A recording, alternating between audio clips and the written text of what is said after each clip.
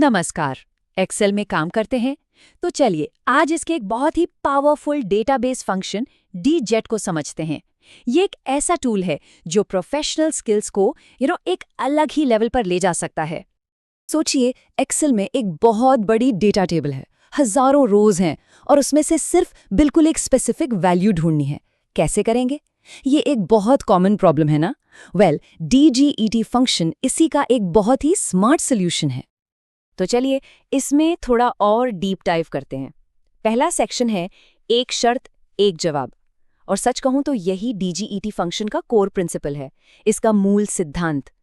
ये एक specialist tool है जो एक बहुत सिंपल लेकिन पावरफुल रूल पर काम करता है। तो सवाल उठता है कि ये डीजीईटी फंक्शन आखिर है क्या? देखिए, ये एक्सेल के पावरफुल डाटाबेस टूल्स का ही एक हिस्सा है। इसका काम बड़ा सीधा है। आप इसे एक शर्त मतलब एक क्राइटेरिया देते हैं और ये उस शर्त के आधार पर आपके डाटा टेबल के किसी कॉलम से सिर्फ और सिर्फ एक बिल्कुल यूनिक वैल्यू निकाल कर दे देता है। अच्छा, अब आती है सबसे जरूरी बात।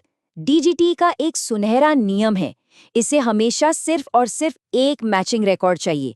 अगर इसे कोई रिकॉर्ड नहीं मिलता, मतलब 0 या फिर एक से ज्यादा मिल जाते हैं, तो ये फौरन एक एरर दे देगा। और ये इसकी कोई कमी नहीं है, बल्कि यही तो इसकी खासियत है। इसी वजह से ये इतना प्रिसाइज है। चलिए अब जरा इसकी प्रैक्टिकल साइड पर आते हैं।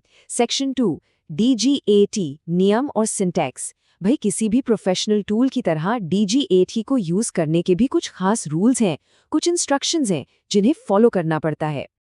तो डीजेट का फॉर्मूला कुछ ऐसा दिखता है। इसके बस 3 मेन पार्ट्स हैं। पहला है डेटाबेस, मतलब आपकी पूरी डेटा टेबल हेडर्स के साथ। दूसरा है फील्ड, ये वो कॉलम है जिसमें से वैल्यू चाहिए। और तीसरा है क्राइटेरिया, ये वो रेंज है जहां आपने अपनी शर्तें लिखी हैं। देखा कितना सिंपल और स्ट्रेट फॉरवर्ड है। ओके, थ्योरी बहुत हो गई, अब टाइम है इसे एक्शन में देखने का। तो चलिए एक रियल वर्ल्ड एग्जाम्पल लेते हैं। मान लीजिए हमारे पास एक एम्प्लॉय डेटाबेस है। तो ये रहा हमारा एम्प्लॉई सैलरी डेटा। इसमें एम्पाईडी, नेम, डिपार्टमेंट और सैलरी है। अब हमारा गोल क्या है? गोल बिल्कुल क्लियर है। आईटी डिपार्टमेंट में जो एम्प्लॉई है उसकी सैलरी पता करनी है। अब आता है डीजीटी को यूज करने का सबसे इम्पॉर्टेंट स्टेप, वो है एक अलग क्राइटेरिया रेंज बनाना। यहाँ देखिए, हमने डिपार्टमेंट लिखा है और उसके ठीक नीचे आईटी। एक बात का खास ध्यान रखना है, ये जो क्राइटेरिया का हेडर है यानी डिपार्टमेंट, वो डेटाबेस के हेडर से एग्जैक्टली मैच होना चाहिए। स्पेलिंग में जरा सी भी गड़बड़ नहीं चलेगी। ऑलराइट, तो अब फॉर्मूला लिखते हैं। फॉर्मूला है = डीजेट A1 से D4 तक, सैलरी F1 से F2 तक।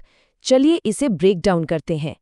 A1 से D4 तक ये तो हो गया हमारा पूरा डेटाबेस। सैलरी वो फील्ड है, वो कॉलम जिसकी वैल्यू हमें चाहिए। और F1 से F2 ये है हमारी क्राइटेरिया रेंज जो हमने अभी बनाई थी। और जैसे ही एंटर प्रेस किया, बूम, रिजल्ट है 40,000। देखा, डीजीटी ने एकदम प्रिसाइसली, बिल्कुल सटीक तरीके से वही एक वैल्यू निकाली जो हमें चाहिए थी, आईटी डिपार्टमेंट की सैलरी। पर देखिए, किसी भी टूल को मास्टर करने के लिए उसकी लिमिटेशंस को समझना भी उतना ही जरूरी है। तो अब बात करते हैं सेक्शन 4 की, डीजीईटी की 2 चुनौतियां, मतलब वो 2 सिनेरियोज जहां डीजीईटी एरर शो करता है। तो डीजीईटी के 2 मेन एरर स्टेट्स हैं।